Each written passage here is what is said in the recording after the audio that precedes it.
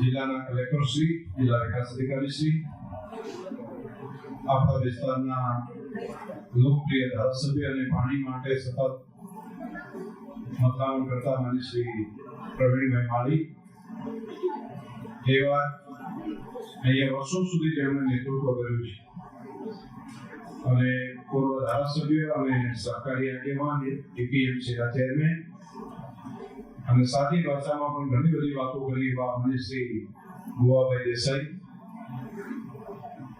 પૂર્વ સાંસદ માનનીય શ્રી દિનેશભાઈ અનાવાડિયાજી, જિલ્લામાં પાણી માટે મહેનત સતત કર્યા કરે છે, રાત દિવસ ખરા બપોરે પણ મળતા હોય છે એવા માનનીય શ્રી વિજયભાઈ જે.કે. સાહેબ, આપણા પૂર્વ ધારાસભ્ય શ્રી, સાથે વાદળસિંહભાઈ, જિલ્લા પંચાયતના બંને પૂર્વ પ્રમુખશ્રીઓ વિજયભાઈ ચક્રવર્તી, માન્ય દિનેશભાઈ દવે, ભુવાજી, અહીંયા ઉપસ્થિત આપણા પ્રમુખશ્રી કૃષ્ણભાઈ બધા વિજય માર્કેટના પૂર્વ વાઇસ ચેરમેન ને બધા આગેવાનો, તમામે તમામ સન્માનીય વડીલો, હું આજે તમને બધાને હૃદયપૂર્વક ખૂબ ખૂબ અભિનંદન આપું છું કે ગામમાં ખૂબ દૂરું કામ કર્યું અને ગોગા મહારાજની જગ્યા ઉપર આ કાર્યક્રમ રાખવા માટે પણ તમને બધાને હૃદયથી ખૂબ ખૂબ અભિનંદન. હવે કાર્યક્રમની અંદર માન્ય રામજીભાઈ વૃક્ષારોપણના કાર્યક્રમમાં મને લાવ્યા હતા અને એ વખતે આવ્યો હતો તે દિવસે પણ આ ગોગા મહારાજના જગ્યા ઉપર લઈને અહીં બેઠા હતા અને અત્યારે એ ઝાડખા મોટો જોવું છું એટલે અંદરથી ખૂબ પ્રાગટ થાય છે. નાનપણા ગામે ખૂબ મોટું સારું કામ કર્યું.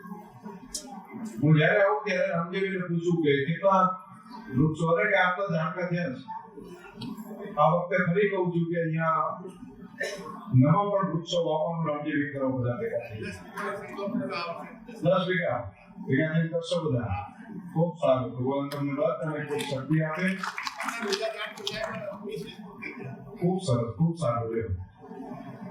આ બધા પ્રકૃતિના કામ છે, ભગવાનના કામ છે, કુદરતના કામ છે. તલાઈ ખોદવાની માટેનું આજે તમારું કામ હાથ ઉપર લીધું છે. 15 દિવસમાં લગભગ આ કામ ખોદાય છે તલાવ અને પછી એમાં નર્મદાનું પાણી લાવવા માટે તમારા ધારાસભ્યશ્રીએ કીધું છે કે વચ્ચે પેલા વાહન પૂરી નાખે છે, નાગા પાછું કરે છે, એનો કંઈ રસ્તો કરવો પડશે. તો તાત્કાલિક એનો પણ રસ્તો જે કંઈ કરવાનો થાય એ કરીશું. અને 3 તળાવો આપણા છે નર્મદા પાણીથી ભરાય એના માટે અમારાથી બનતો સહયોગ જે કંઈ કરવા જેવો બધો અમે કરશું. મને ગોવાભાઈએ બહુ સાચી વાત કરી. ઘણા વર્ષો સુધી આખો વાવ, ખરાદ, કેવલ રાધનપુર સહિતનો વિસ્તાર જે છે એને ડીસાના પાણી પીધું છે. એટલે ડીસામાં અમે પાણી કોઈ એ વિસ્તારમાંથી અહીંયા આવે તો મને લાગે છે કે એક ઉપકાર હોય, બદલો હોય, એ બદલો ઉતારવાનું કામ છે. અને પાણી તો કોઈનું હોતું નથી, એ તો પ્રકૃતિનું છે, કુદરતનું છે. એ પાણી પહોંચાડવા માટે ત્યાંથી જેટલું બની શકે એનો માને ગોવાભાઈ એટલે કોઈ અમે નહીં રાખી અમારાથી બધું જે કરશું મહેનત કરશું. ઘણા બધા કામોમાં અમારા ધારાસભ્ય શ્રી પ્રવીણભાઈ મને જસ આપતા હતા કે મોટરનું કામ, કનેક્શન આપવાનું કામ. હું તો તે બેઠો બેઠો મારી ટેકો જ રાખવાનું મારે હોય છે, પરંતુ અમારા ધારાસભ્ય શ્રી ખૂબ સક્રિય છે. એ ઇનોવેટિવ આઈડિયા સાથે એ કામ કરે છે. એ નવી નવી પ્રપોઝલો ત્યાં આગળ સરકાર સુધી લઈ જવાની, સારું સારું કામ કઈ રીતે થઈ શકે એના માટે જીતમાં ઉતરીને કરે છે. અને દિશાની કોઈ વાત આવે એટલે એમને સ્વાભાવિક થાય કે આ ભૂમિ માટે કંઈ કામ કરીએ તો અમારું કર્તવ્ય છે. અને એના ભાગરૂપે જળસંચયના અલગ અલગ કામો હાથ ઉપર લીધા છે. પણ આ કામ થઈ કઈ રીતે છે? અમે ગમે એટલી મહેનત કરીએ પરંતુ સરકારમાંથી જો ગ્રાન્ટ ના હોય તો નથી છે. પરંતુ આપણી સરકાર એનું બજેટ છે, એનું નાણાકીય વ્યવસ્થા છે, ફાઇનાન્શિયલ ડિસિપ્લિન છે. એક એક રૂપિયાનો હિસાબ કરકસરથી રાખવાની જે પદ્ધતિ છે. માનનીય મુખ્યમંત્રી શ્રી ભૂપેન્દ્રભાઈ પટેલ ખોટો રૂપિયો ક્યાંય ના વપરાવા દે. અને સારા કામ માટે એમણે કીધું હોય કે કોઈ પણ કામ સારું લઈને આવો એના માટે જે કંઈ જોઈએ તે ગ્રાન્ટ તમને આપશું. આ ઉદારતા અને સમજણ છે એટલે આપણે તો વધારે કામ થઈ શકીએ. હમણાં એક નવી યોજનાઓ બે આવી છે એ ખૂબ મોટો ફાયદો કરશે. જિલ્લા વહીવટી તંત્ર કલેક્ટરશ્રીએ પણ પ્રપોઝલ એની તૈયાર કરીને રાજ્ય સરકારમાં મૂકી છે. એક આપણા જેટલા જૂના બોર્ડ છે, જેટલા જૂના બોર્ડ બંધ થઈ ગયા છે, એ બોર્ડને રિચાર્જ કરવા માટે સરકાર પૈસા આપે, લગભગ 90% જેટલો ખર્ચો સરકાર કરે એવી એક દરખાસ્ત રાજ્ય સરકારે મૂકી છે. એટલે સીધું પાણી નહીં વાળી દેવાનું. માની લો કે આપણો બોર થોડો દૂર છે, થોડો ઊંચાળો છે, પાણીનું વેણ થોડું નીચાણું, તો નીચાણાથી ઊંચાળું પાણી કેવી રીતે આવે? આપણે બોર પહેલા કરતા ઊંચાળા પાણી ના ભરાય એટલે મોટા ભાગે ખેતરમાં ઊંચાળો ભાગવાની એટલે બોર કરતા. હવે અહીંયા પાણી સી રીતે લઈ ગયું? સરકારે એવી વ્યવસ્થા કરી છે કે થોડું દૂર હોય તો ત્યાંથી પાઇપલાઇન નાખી પાણી લાવવું, અને પાઇપલાઇન નાખી ત્યાં પણ એક મોટી કુંડી બનાવી, જે પાણી છે ત્યાંથી પાણીની પાઇપલાઇન નાખવી, અને બોર ઊંચાળો હોય ને તો એનો 20-25 ફૂટ નીચે પાઇપ ઊભી મૂકવી. એટલે એનો ખર્ચો પણ રાજ્ય સરકાર આપે. ત્યાં પણ કપચી ભરવાથી કરી મેટલ કરવા સુધીની વ્યવસ્થા કરવાની થાય તો એમાં પણ સરકાર એની પણ નાણાકીય જોગવાઈ કરી છે. એટલે આપણે આપણી ધરતી ઉપર ધરતી માતાને ફરી પાછું પાણી આપણે આપીએ. એક કામ. બીજું કામ, તળાવ ખોદવા માટે સરકાર પૈસા આપે, ડેરી એમાં મદદ કરે, ગામ સહયોગ આપે, બધા ભેગા થઈને આપણી ધરતીનું પાણી જે વરસાદમાં આપણે 3 વર્ષે 4 વર્ષે એક વખત તો એટલું બધું પાણી આવે છે કે પાણી અહીંથી વહી જાય, બહાર નીકળી જાય, આપણો તળાવે ભરી જાય, ખેતરો ભરી જાય, પાળા તૂટી બહાર પાણી જતું રહે. એ પાણી 3-4 વર્ષમાં એક વખત એવું હોય છે કે 4-5 વર્ષ સાદી રીતે કેટલું પાણી આવે. 5 વર્ષ આપણે સિંચાઈ કરીએ તો પણ ચાલી જાય એટલું બધું પાણી આપણું અહીંથી ગળમાં જાય, ગળમાં ભેરે દરિયા નીકળી જાય. તો આ પાણીને આપણે બચાવી રાખવા માટે એક કામથી પૂરું નહીં થાય. એક તળાવ ઊંડા કરવાનું કામ, બીજું જૂના બોર તાજા કરવાનું કામ, ત્રીજું જે પાણીનું વેણ વધારે છે, જે પાણી વધારે વહેતું હોય છે એવી જગ્યા પર નવા બોર બનાવીને એનું પાણી જમીનમાં ઉતારવાનું કામ. ત્યાં નવા બોર કરીને પણ પાણી ત્યાં અઠવાડિયું 10 દિવસ પાણી હેઠતું હોય, ભરી રહેતું હોય તો ત્યાં પણ પાણી આપણે જમીનમાં ઉતારવાનું કામ કરવું છે. અને બીજું એક, જ્યાં જમીન નિતારવાળી છે, જ્યાં રેત છે, કપચી છે, નીચે કાંકરી છે અને પાણી એની અંદર ઉતરી જાય છે, ઉપરનું લેયર કાઠું થઈ ગયું છે પણ નીચે જમીન સારી છે, તો એવા જમીન ઉપર આપણે સોસ કુવા કરીને એમાં 6 ફૂટ 8 ફૂટ ઊંડા કુવા કરીને જ્યાં રેતી આવી જાય, જ્યાં કપચી આવી જાય ત્યાં સુધી એને ખોદીને ઊંડો કરી અને એના ઉપર પછી કપચી મેટલ એવું ભરી દેવું, તો જેથી વરસાદનું પાણી જે ખેતરમાં આવે એ પણ થોડું પાણી વધુ જમીનમાં ઉતરી જાય. તો ધરતી માતાનું પેટાળ ધરી રાખવાનું કામ આપણે કરવું પડે. આ કામમાં સરકારના પૈસા માટે આપણે નથી કરતું. ખેડૂત પોતે જે મહેનત કરે અને બાકી ડેરી એમાં 50% મદદ કરે, આપણે બધા ભેગા થઈને આ કામને આગળ વધારીએ. પણ બિલકુલ જે જમીન પાકી હોય, જે કાળી જમીન હોય, જે પાણી ના ઉતરતું હોય ત્યાં નહીં કરીએ કામ. પણ જ્યાં જમીનની અંદર રેતાળ જમીન છે, જ્યાં પાણી ઉતરી શકે છે એવી જગ્યા ઉપર આપણે સોસ કુવા બનાવીને આ કામને આગળ વધારીએ. થોડું પાણી પણ જો કરીએ તો જમીનમાં ઉતરે છે. બધા ટોયલેટ માટેના કુવા બનાવે છે સોસ કુવા, તો એમાં રોજનું પાણી આવે છે તો ધીમે ધીમે કરતા પાણી બધું જતું રહે, ત્યારે ઘરે બહાર નથી આવતું, જમીનમાં ઉતરતું હશે. તો ધરતી માતાનું ખેતરનું પાણી જો આપણે ધરતીની અંદર ઉતારવાનું કામ કરીએ તો કાંકરે પાળ બંધાય, ટીપે ટીપે સરોવર ભરાય. તો જેમ આપણે ઘણું બધું પાણી ખેંચી લીધું છે ને, ઘણા બધા બોર કરીને ખેંચી લીધું ધરતી માતાનું પાણી, તો હવે દરેક જગ્યાએથી ખેતરે પાણીને આપણે જમીનમાં ઉતારવાનું કામ 8-10 વર્ષ સતત કર્યા કરીએ તો ધરતીના પેટાળમાં ફરી પાછું પાણી આપણે આપીએ. ધરતી તો માં છે, માનું ધાવણ નવાય, એનું લોહી નાખ્યું છે. તો આપણે ધાવણ તો જેટલું હતું એટલું લાવી લીધું, એનું પાણી જેટલું હતું એટલું લઈ લીધું. હવે તો છે ગરમ એનું લોહી હોય ને એવું પાણી છે બીજે. હવે એ પણ આપણે જો ખેંચવાનું કરી લઈએ તો ધરતી માતા ક્યાં સુધી સહન કરે? ધરતી તો માં છે. તો તો માને ફરી પાછું પાણી આપણે આપવું પડે, ધરતી માતાને ફરી પાણી આપવાની વ્યવસ્થા કરવી પડે કે જેથી કરીને આપણી નવી પેઢીઓ જીવતી રહી શકે. તો રાજ્ય સરકાર, કેન્દ્ર સરકાર બધા મદદ કરે છે. મોદી સાહેબ સતત કીધા કરે છે ટીપે ટીપા પાણીનો ઉપયોગ સદુપયોગ કરો, બગાડશો નહીં. તો આપણે બધાએ ત્યાં કામને લેવું પડે. આ કામ એકલો ધારાસભ્યશ્રીનું નથી, આ કામ એકલા મને ગોવા બહેનું કે બીજેપીનું નથી, આ કામ આપણા બધાનું છે. આપણા બધા માટે આ કામ કરે છે. તો તમે બધા ભેગા મળીને આ કામને ઉપાડી લો, આગળ વધારો, એવી મારી તમને બધાને હૃદયપૂર્વકની ખૂબ ખૂબ શુભકામનાઓ છે. મારી અપેક્ષા છે કે આ કામને તમે આગળ વધારો અને મને ભરોસો છે કે આ કામને તમે આગળ લઈ જશો. હમણાં આપણા ધારાસભ્યશ્રીએ ખેત તલાવડી માટેનું એક અભિયાન લીધું આખું પર, તો એ પણ ખૂબ સારું કામ છે. પાણી ઉપર કર્યું છે તો એથી કરીને પણ ફાયદો થાય. આજે એમણે જૂના કુવા તાજા કરવા માટેની વાત કરી છે, એ પણ સારું કામ છે. તાજા કરતા આમ બાજુમાં કઈ રીતે કરશો મને ખબર નથી, પણ કઈ એનું પણ કઈ જુગાડ કરવો પડશે. નહીતર એક ખોદતા ટાઈમે જો જેસીબી ની ખોદશો તો આજુબાજુની દીવાલ તૂટવાની શક્યતા રહેશે, ઊંડું વધારે દિવસે તો કઈ રીતે પણ એના રસ્તા નીકળી જશે. માણસ જે ધારે ને નક્કી કરે તો કઈ ન થાય એવું કઈ નથી. કઈ ને કઈ રસ્તા એના નીકળી શકે. સતત તમે મનનો વિચાર કરો, સારો વિચાર હોય તો એનો ઉકેલ નીકળે. ડેરીની વાત ઘણી બધી માન્ય ગોવાભાઈએ કરી, માન્ય બીજેપીએ પણ વાત કરી. તો ડેરી માટે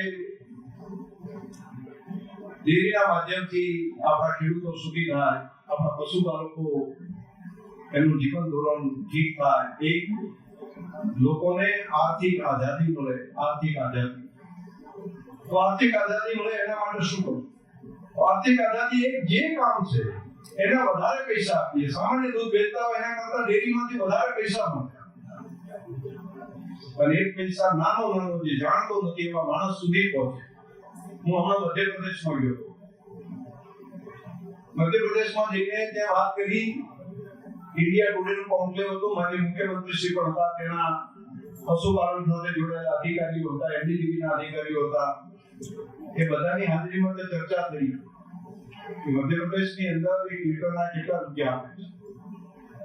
માન્ય મુખ્યમંત્રી શ્રી અને બાકીની સરકાર ત્યાં હતી કે બાકીના લોકોએ કીધું કે અમે 2.5 રૂપિયા 1 લીટરે સબસિડી આપે સરકાર. મેં કીધું તો બહુ મોટી વાત કહેવાય. હું તો રાજી થઈ ગયો. મેં કીધું તો કેટલા બધા રૂપિયા મળતા હશે. મેં તો ખેડૂતને કેટલા મળે છે? તો કે ખેડૂતને 34 રૂપિયા ડેરી આપે અને 2.5 રૂપિયા અમે આપે, એમ કરીને લીટરે 37.5 રૂપિયા આપે. 37.5 રૂપિયા લીટરના મળે છે અને તોય બધા રાખીએ. સમજ્યા તમે? અને અહીંયા 50 રૂપિયાથી કરીને સારી ભેંસનું દૂધ હોય તો 80 રૂપિયા સુધીના ભાવ, 85 રૂપિયા સુધીનો ભાવ લીટરે આપણે આપીએ છીએ. એટલે સરકાર 2 રૂપિયા આપે તો 36 રૂપિયા. અને અહીં આગળ આપણે બધા ભેગા મળીને કામ જે કરીએ છીએ ને, ઘર બેઠા આટલા રૂપિયા મળવાની વ્યવસ્થા આપણી ડેરીના માધ્યમથી થાય છે. હું ઉત્તર પ્રદેશની અંદર આપણી ડેરીનું કામ છે ત્યાં જોઉં છું. તો ત્યાં આગળ 40 રૂપિયા જ્યારે આપણે આપવાની વાત કરી કે 40 રૂપિયા તમને લીટરે રૂપિયા આપશું, તો પશુપાલકો ગામે ગામ બિચારા દિવાળીની જેમ 40 રૂપિયા દૂધના મળશે, રોજે રોજ મળશે. મેં તો હા રોજે રોજ મળશે. અરે એવું હોય કે લોકો માની ના આપે. તમે બધા ભાગ્યશાળી છો, તમે બધા બનાસની ધરતી પર છો. અને ગલબાભાઈ નામના એક ખેડૂત પુત્રએ એક શરૂઆત કરી હતી કે દરેક જ્ઞાતિ સમાજનો કોઈ પણ માણસ દૂધ ભરાવા આવે તો એનું દૂધ લઈ લેવું અને દરેકને એક સરખા ભાવ આપવા. દરેક વ્યક્તિને એક સમાન રીતે ભાવ મળી શકે. અને ભાવ મળે એટલું નહીં, વર્ષના અંતે ડેરીમાં વળી પાછો વધારો થાય ને તો એ પણ નફા તરીકે પાછો ખેડૂતોને મળતો. આવું કામ આપણી ધરતી પર થયું છે. આપણે ઘરે બેઠા હોય તો આપણે કામની ખબર આપણને નથી હોતી, પણ જ્યારે બધું જોઈએ ત્યારે ધ્યાન ઉપર આવે છે કે બીજા રાજ્યોની અંદર જે પરિસ્થિતિ હોય, બીજા દેશમાં જે પરિસ્થિતિ હોય, અને આપણે તે કેવડું મોટું કામ આપણી ધરતી પર થઈ રહ્યું છે. તો એ કામ આપણું ડેરીનું આ થાય છે. બીજું હવે બટાકાનું કામ પણ હાથ ઉપર લીધું છે. બીજું આ વખતે અમે 2 મહિનામાં મગફળી અને રાયડું એ બેની એક મિલ બનાવવાનું કામ આપણે વર્ષ પહેલા હું બોલ્યો હતો કે મિલ આપણે બનાવવાનું કામ કરશું, જેથી આપણી મગફળી પીલાય, આપણું રાયડું પીલાય, તો એની મિલ પણ આપણી વાદલપુરામાં તૈયાર થઈ ગઈ છે નવી બનાવવાનું કામ. એટલે 2 મહિનાની અંદર આ મિલ તૈયાર થઈ જાય એટલે મગફળી અને આપણું રાયડું એને પણ દૂધની જેમ ખેડૂત પાસેથી લેશું, એનો નફો પણ એનો જે આવે ખેડૂત સુધી પહોંચતા કરવાની વ્યવસ્થા કરશું. આપણા ખેડૂતો, પશુપાલકો, સામાન્ય માણસ સુખી થાય અને ચોખ્ખું શુદ્ધ ગુણવત્તાવાળું તેલ એ ઘર આંગણે એ ગામડાના માણસો, શહેરનો માણસો બધાને મળે, બહાર પણ બધાને એનો ફાયદો થાય. અને એનો ફળ જે આવે એ આપણે ડેરીની અંદર આપશું તો સારું પેટર્ન પણ તૈયાર થાય, તો એનું દૂધ પણ વધારે સારું આપણે મળતું થાય. તો એક આવી એક વ્યવસ્થા આપણે સહકારી ધોરણે ઊભી કરી. એક કામ તમારે બધાને કરવા માટે મોટી સારી વાત તમને કહું છું. આપણી ગાયો અને ભેંસો સારી હતી નહીં, આપણે બધાએ બહાર આપી દીધી. મને ગોવા કે હારી ભેંસ હોય ને 8-10 લીટર દૂધ આપતી હોય ને, તો આપણે બધાએ 8-10 વર્ષ શું કરવા, 5 વર્ષ પહેલા શું કરતા, અત્યારે પણ હજી શું કરે ખબર છે? હારી ભેંસ હોય ને એને 12 પેલા આવે ને તબેલાવાળા મુંબઈના એને વેચી મારે, લાખ આવે છે, હવા લાખ આવે છે, લાખ અને હવા લાખ આવે એટલે સારી ભેંસ આવી. આપણે લોકમાં હજારોની સંખ્યામાં, હજારોની લાખોની સંખ્યામાં સારી ભેંસો હતી, એ લગભગ બધી તબેલા આપી. અને 2-5 જણા ગામમાં ફરતા હોય અને કે કાની ભેંસ આપી દો, એ તબેલાવાળાને આપી દે, તબેલાવાળા એને લઈ જાય, 12 મહિના એને દોવે અને પછી કતલખાને આપી દે. એટલે સોટર હાઉસમાંથી વળી પાછી ભેંસ આપણે ત્યાં આવે નહીં. એટલે સારામાં સારી જે ભેંસો હતી એ આપણી બનાસની ધરતીની બધી આપણે ત્યાં આગળ ડાયરેક્ટ મુંબઈ આપી દીધી, કતલખાને આપી દીધી. એ ઓલાદ જો આપણે ત્યાં રહી હોત તો એની પાર્ટીઓ સારી આવો, એ ઓલાદ જો આપણે ત્યાં રહી હોત તો અત્યારે દૂધ વધારે આપતી વ્યવસ્થા થઈ ગઈ હોત. પણ આવું થયું નહીં. 20-25 વર્ષ આપણે ધ્યાન ના રાખ્યું અને આપણે ભેંસો ધીમે ધીમે કરતું જતી તો રહી. પણ રોજના રોઈને ક્યાં બેસે? હવે તો આપણે બંધ કર્યું છે કે હવે સારી કોઈ ભેંસ હશે તો બનાસની બહાર નહીં જાય. અને ડેરીમાં અમે તો હવે નક્કી કરવા જઈ રહ્યા છીએ કે જે ટેગ લગાયા છે, વ્યવસ્થા કરી છે, તો તમારે 2 જિલ્લા બાંધ જો ત્યાં આગળ ભેંસ તમારે વેચવી હોય તો પરમિશન લેવી પડશે. તમે એ રીતે ગમે તે માણસ દૂધ લઈને ભરાવવું છે, સારું ભેંસ આવે અને હારી ઓલાદ બાંધ બારોબાર વેચી મારી એવું નહીં, તમારે જાણ કરવી પડશે. એવી વ્યવસ્થા પણ ઊભી કરવાનું ગોઠવી રહ્યા છીએ કે એની જાણ તમારે કરવી પડે. અને ડાયરેક્ટ તમે વેચીને બહાર મૂકી દો એવું ના ચાલે. એક કામ આ કરવું પડશે. અને બીજું કામ આપણે ભેગા નિયમ લેવો પડશે કે સારામાં સારી ઓલાદના જે પાડા છે એ આપણા ગામમાં લાયા. 1 કરોડ રૂપિયા ના મળે એવો પાડો આપણે ત્યાં છે, જે 12 લોકો એમ કરે 1 કરોડ રૂપિયા આપવા, તમે આ પાડો અમને આપો, પરંતુ આપણે આપતા નથી. એની માંગો 29 લીટર દૂધ હતું રોજનું. કેટલું? 29 લીટર દૂધ. બીજા જિલ્લાવાળા એમ કહે છે કે અમને આના ડોઝ થોડા આપો, આપણે નથી આપતા. અત્યારે હાલ વ્યવસ્થા કરી છે કે મારા બનાસની અંદર સારી ઓલાદ મને તૈયાર કરવી છે અને હવે નવા બીજા 2 પાડા પણ તૈયાર કરી રહ્યા છે. એટલે બ્રીડ સુધારવાનું કામ આપણે હાથ ઉપર આ રીતે લીધું છે. બીજું કામ, આ કામ ગમે એટલી મહેનત કરો તો જલ્દી પૂરું થાય નથી. તો એક કામ જે ત્યારે બ્રાઝિલની જે ટેકનોલોજી છે, બ્રાઝિલથી જે લાવ્યા છે એ છે એમ્બ્રિયો ટ્રાન્સપ્લાન્ટ ટેકનોલોજી. 1 વર્ષમાં 1 પાડી આવે તો પૂરું ના થાય. હારી એવી એક ભેંસ હોય તો એમાંથી 100 પાડીઓ જો થાય ગયા તો આપણે એમાંથી આ 100 થાય વળી એમાંથી 100 થાય તો મલ્ટીપલ થઈ શકે. અને એટલા માટે એમ્બ્રિયો ટ્રાન્સપ્લાન્ટ ટેકનોલોજીનો ઉપયોગ કરીને જે રીતે AI નું કામ કરીએ છીએ, વિજ્ઞાનનું કામ કરે છે, એ પ્રમાણે એની એમ્બ્રિયો તૈયાર કરી સારી જે ભેંસ હોય તો એના એક્સને લેબમાં તૈયાર કરી એનું ફલનીકરણ ત્યાં કરી સરળ રોગથી અને એનું જે ઈંડું થાય એ ઓછું દૂધ આપતી હોય એવી ભેંસના ગર્ભાશયમાં મૂકી દો તો એની જે પાડી આવે એ ફરી પાછી 28-30 લીટર દૂધ આપતી હોય એવી પાડી તૈયાર થાય. તો આ કામ મોટા પાયે બનાસ ઉપર આપણે કરવાનું આખું કર્યું. પણ એ તૈયાર થાય સારી પાડી તો વારંવાર આપી નહીં દેવાની. જો બહાર વેચી દેશો તો નહીં ચાલે. તમે તમારા ઘરે રાખો, જિલ્લામાં એકબીજાને જોતી હોય તો આપો, પરંતુ જો મુંબઈ આ કતલખાને આપવાનું કરશો તો એ પોસાશે નહીં. આ પાડી સારી તૈયાર કરવા માટે વધારાના 20,000 રૂપિયાનો સારો ખોરાક તમે ખવડાવો એ માટે પણ ડેરી આવકની યોજના મૂકી છે. એવી સારી પાડી તમે તૈયાર કરો, સારી વાસળી તૈયાર કરો દેશી કાંકરેજી ગાયની, તો એના માટે પણ 20,000 રૂપિયાનો ખર્ચો આપણે ડેરીના માધ્યમથી અમે કરવાની વ્યવસ્થા ઊભી કરી છે. પરંતુ સારી બીજ સારી ઓલાદ એ આપણે બધે તૈયાર કરવી પડશે. હવેના 10 વર્ષ એ દૂધ વધારવું હોય તો વધારે વાતની એચએફ ગાયો લાવીને પૂરું નહીં થાય. દર વર્ષે ઉત્તર ગુજરાતના 1000 કરોડ રૂપિયા પંજાબમાં જતા રહે છે તેની ગાયો લાવવા માટે.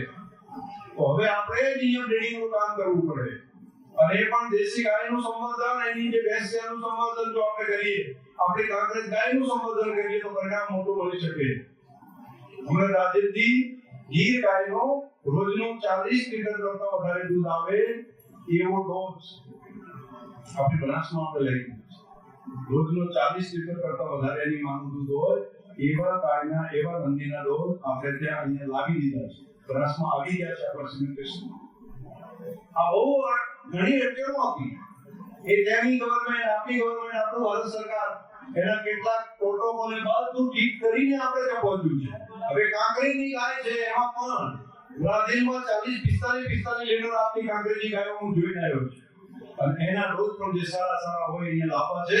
તો આપણી દેશી કાંકરેજી ગાય પણ એચએફ આપે છે એના કરતા વધારે દૂધ અહીંયા આપી શકે એવી શક્તિ એનામાં છે અને એ કામ આપણે ભેગા મળીને કરવું છે.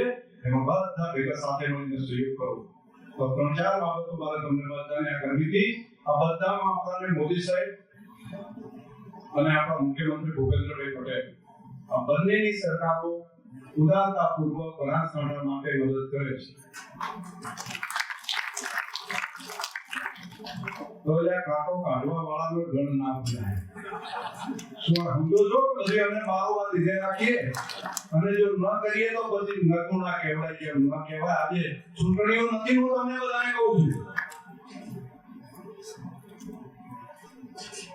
આપણું હિત જે આપણા માટે પાલિસીઓ અને કામ કરતો હોય ને એના માટે તો આનું હારું થયું એટલું તો બોલાય, એના ટેકામાં ઉભું રહેવાય, એના સામે ઊંધું ફરી ન રહેવાય.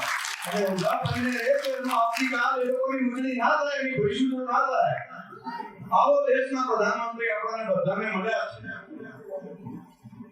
કે જે પ્રજા માટે જીવે છે, રાત દિવસ આપણા માટે વ્યવસ્થા કરે છે. દુનિયાની ઇકોનોમીની અંદર 8મો 9મો નંબર હતો. આપણે તો બીજાની પાસે લોન માંગતા. તમે અમેરિકા અમને લોન આપે, અમને રશિયા લોન આપે, અમને બીજા દેશ લોન આપે. લોનની ફી દુનિયાની પાસે માંગતા હતા. એના બદલે ગણતરીના 10 વર્ષમાં દુનિયાની ત્રીજા ચોથા નંબરની અર્થવ્યવસ્થા હિન્દુસ્તાને બનાવી નાખવાનું કામ જે વર્ષે કર્યું હોય. આ નાની ઘટના નથી કે વગર મહેનતે ન થાય, પરંતુ મહેનત રોજે રોજ કહેવા ના આવે કે હું આટલું કામ કરું છું. રાત દાડો પરસેવો પાડવો પડે, બીજાના ભલા માટે પરસેવો પાડવો પડે તો કામ થઈ શકે. તો આપણું કોઈ કાંટો કાઢ્યો હોય તો એનો જળ ભૂખતા નથી. તો આ બાબત પર ધ્યાન રાખવું પડે. અને જે લોકો ઘર ભૂલી જાય છે એનું વર્તમાન કે ભવિષ્ય એમાંથી એક સારું હોતું નથી. એનું વર્તમાન કે ભવિષ્ય સારું હોતું નથી. કોકને નુકસાન કરવા માટે તો મહેનત કરીએ છીએ, પરંતુ આપણે પોતાના જ પગ કાપી નાખીએ છીએ. એ પગ આપણે પોતાના જ કાપેલા હોય છે. આજે તમે જુઓ ને, પહેલગામની અંદર આપણા ભારતના નિર્દોષ જે છે ત્યાં પ્રવાસીઓ ગયા હતા, એ બહેનોના માથાનો સિંદૂર ઘૂસી નાખવાનું કામ એ પાકિસ્તાનના ત્રાસવાદીઓએ કર્યું. અને તે વખતે દેશના પ્રધાનમંત્રીશ્રીએ કીધું કે એનો જવાબ એ રીતે આપવામાં આવશે કે એમણે વિચાર પણ નહીં કર્યો. અને માતાના સિંદૂરનો બદલો લેવા માટે, બહેનોના સિંદૂરનો બદલો લેવા માટે કરીને સિંદૂર ઓપરેશન કરીને ભારતની મિલિટરી માત્ર અહીંયા નહીં, પાકિસ્તાનની ધરતી ઉપર 9 જેટલા ત્રાસવાદીઓના જે કેમ્પો હતા ઉડાડી દીધા. અને દુનિયા જે ત્રાસવાદીઓને ગોતતી હતી, એમ કહેતી હતી કે આના માટે આટલા કરોડનું લાખોનું ઇનામ છે, એને ત્યાં ધરતીની અંદર દફનાઈ દેવાનું કામ, અહીંથી મિસાઇલ છોડીને કરવાનું કામ એ ભારતની સેના અને દેશના પ્રધાનમંત્રી નરેન્દ્રભાઈના નેતૃત્વની અંદર આજે થયું છે. ત્યારે એક ભારતવાસી સાથી ભૂલાકને કહી શકે નહીં તો શું કરતા આપણે ત્યાં 10 વર્ષ પહેલા માન્ય ગોવા ભાઈને, માન્ય બાદરસિંહ ભાઈને, માન્ય જેકે સાહેબને અમે વાત કરીએ ત્યારે એ અમને જીતવા તો ના દે ટાઈમે 10 વર્ષ પહેલા. પરંતુ સ્થિતિ એવી હતી કે એક હુમલો થાય તો ઘણી પાસે કહેતા હમ દેખેંગે, ફરી પાછું બીજી વાર આવે ત્યારે કે હવે આ તો કર્યું છે પણ આ ના ચાલે, પાકિસ્તાનનો હાથ છે. બીજી વખત કહેતા હા મુંબઈની અંદર આ હોટલ પર હુમલો થાય તો કે પાકિસ્તાનનો હાથ છે. મુંબઈની રેલવેની અંદર કેટલા નિર્દોષ માણસોને 150, 200 માણસોને જે મુંબઈમાં મારી નાખે તો પણ પાકિસ્તાનનો હાથ છે. અમદાવાદની અંદર બ્લાસ્ટ થાય તો આપણે બોલે પાકિસ્તાનનો હાથ છે. જ્યાં પણ ત્રાસવાદી હુમલા થાય ત્યારે એનો હાથ છે એમ કઈ છૂટા વાત આપણે પૂરી થઈ. કોઈ દાડો એવું નતું બોલાવતા કે જેનો હાથ છે ની ત્યાં એની ધરતી હાથ કાપી નાખો. આ વાત ક્યારે હોતી નથી.